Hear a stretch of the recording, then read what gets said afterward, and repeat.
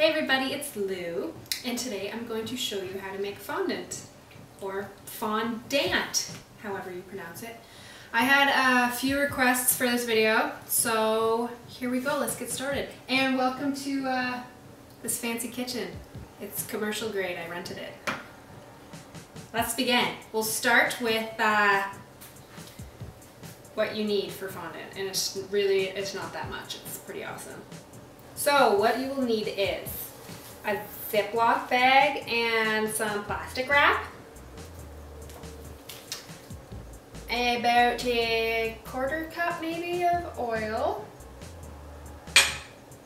probably 2 tablespoons, I usually just eyeball everything, 2 tablespoons of lard or shortening, 2 tablespoons of water, a whole bag, which is 1 kilogram of icing sugar. Well, almost a whole bag.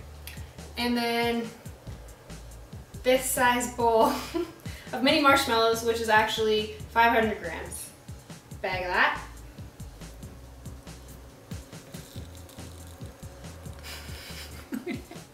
And then a wooden spoon to mix. And then a little baster. I'll just show you. I have some tricks. I like to use a baster. I like it to match my outfit too. And that's it. And a microwave. Alright peeps, so what you want to do is add 2 tablespoons of water to your bowl of marshmallows. And then you want to heat it up for 2 minutes, 30-second intervals. You got that? Heat it up for 30 seconds and then you stir.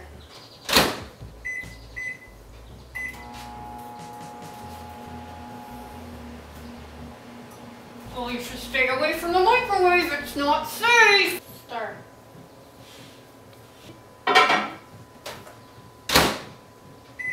More seconds.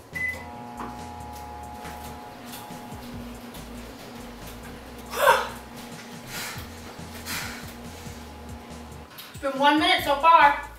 Stir it up. 30 more seconds.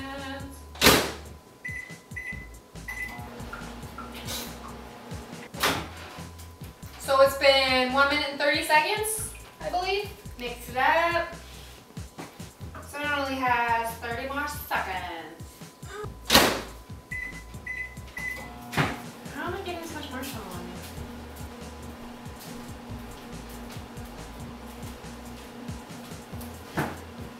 It's done! 2 minutes, guys. That's what you want. Let me just see. Sometimes I do put it in a little bit longer if there's still marshmallow balls. And I still have some, so I'm going to put it in for about 15 seconds. And it's going to be hot. Ah!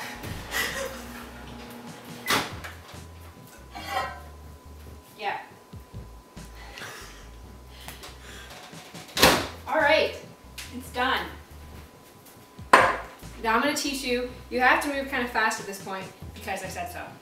But basically, you want to use the oil that you have and oil up your counter.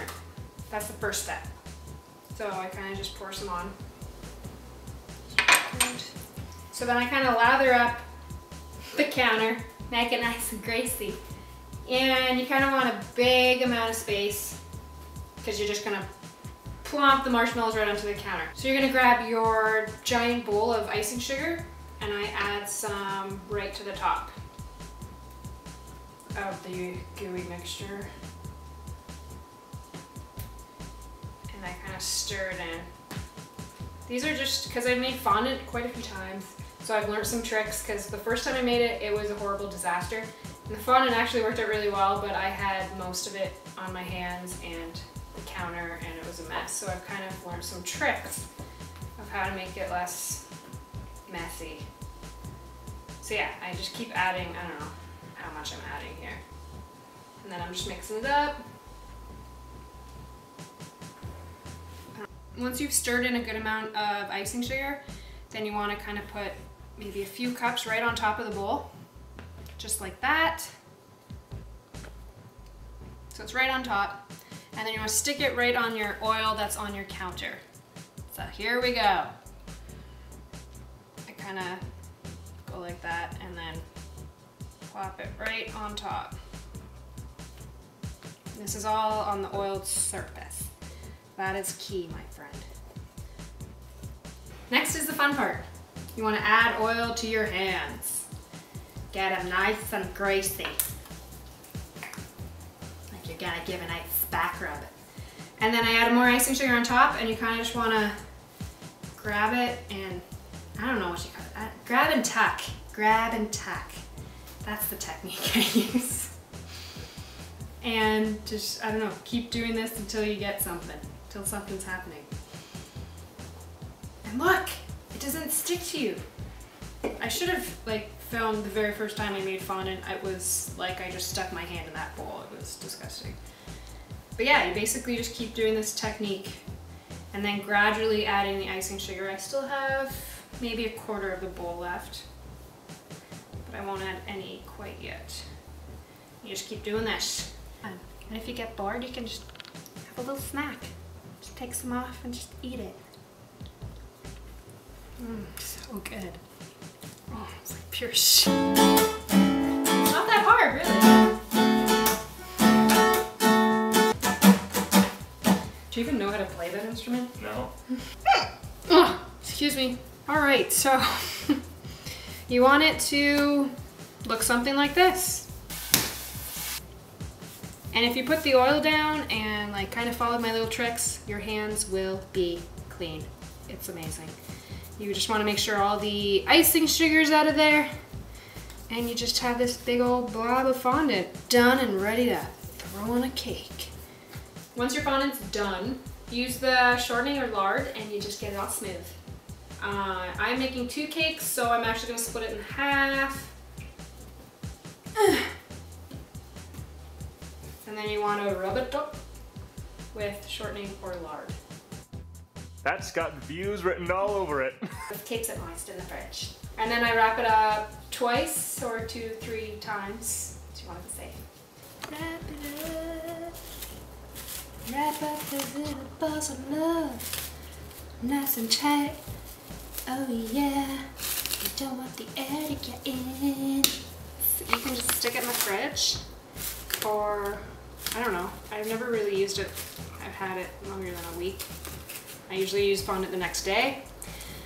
It's supposed to be in the fridge for a few hours before you stick it on a cake. So there we go. Wrapped up, and then you stick it in a bag.